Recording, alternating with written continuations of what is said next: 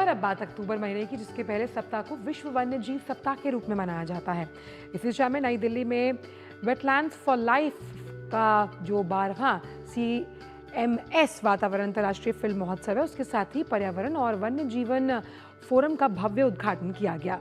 और ये महोत्सव पर्यावरण संरक्षण और जलवायु अनुकूलन में वेटलैंड्स की महत्वपूर्ण भूमिका पर केंद्रित रहा।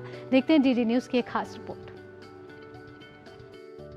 अक्टूबर के पहले सप्ताह को विश्व वन्यजीव सप्ताह के रूप में मनाया जाता है। इसी दिशा में नई दिल्ली में वेटलैंड्स फॉर लाइफ और 12वें CMS वातावरण अंतर्राष्ट्रीय फिल्म महोत्सव के साथ पर्यावरण एवं वन्यजीव फोरम का भव्य उद्घाटन किया गया। कार्यक्रम का मुख्य विषय भविष्य के लिए आर्द्र भूमियों का संरक्षण रहा। We are also celebrating Wildlife Week. So this coincidence is valuable because wetlands are not only connected to us, but wetlands are connected to the wildlife. पिछले 50 वर्षों में विश्व की लगभग 35% आर्द्र भूमि खत्म हो चुकी है। भारत सरकार की ओर से अपर सचिव अमनदीप गर्ग ने आर्द्र भूमियों के संरक्षण में समुदायों की भागीदारी के महत्व पर प्रकाश डालते हुए कहा, हमारी सामुदायिक सहभागिता आर्द्र भूमि संरक्षण के केंद्र में है और ये महोत्सव उस साझा प्रयास का एक सशक्त मंच है। 35% of the world's wetlands have been lost in the last 50 years. India's wetlands too are under significant pressure from the human activities. Yet these obstacles can be overcome.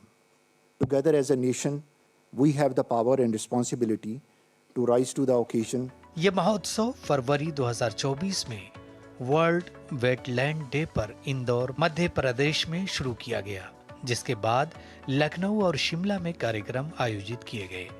Delhi में होने वाले समापन समारोह में 2705 से अधिक प्रतिभागी भाग लेंगे और 1400 मिनट से अधिक समय तक प्रभावशाली कहानी सुनाई जाएगी। In the 12th edition, we got 800 films from 70 countries and 21 states of India. All these films were reviewed in a 3-tier process. First process was done by CMS, and the second 60 were shortlisted and given to the nomination. And the nominated films were then again given to another panel of experts who looked at and gave some awards. All the nominated films will be shown at the festival. ये कार्यक्रम भारत और Germany के बीच wetlands प्रबंधन के लिए चल रहे Indo German तकनीकी सहयोग परियोजना के तहत आयोजित किया जा रहा है।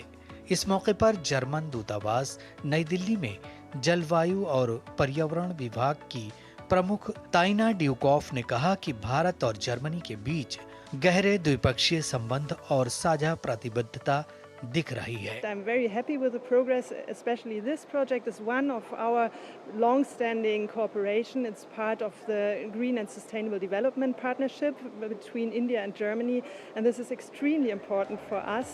भारत में 7,57,060 से ज्यादा वेटलैंड्स हैं, जो 15.3 मिलियन हेक्टेयर में फैले हुए हैं, जिनमें झीलें, नदियां, दलदल और जलाशय शामिल हैं।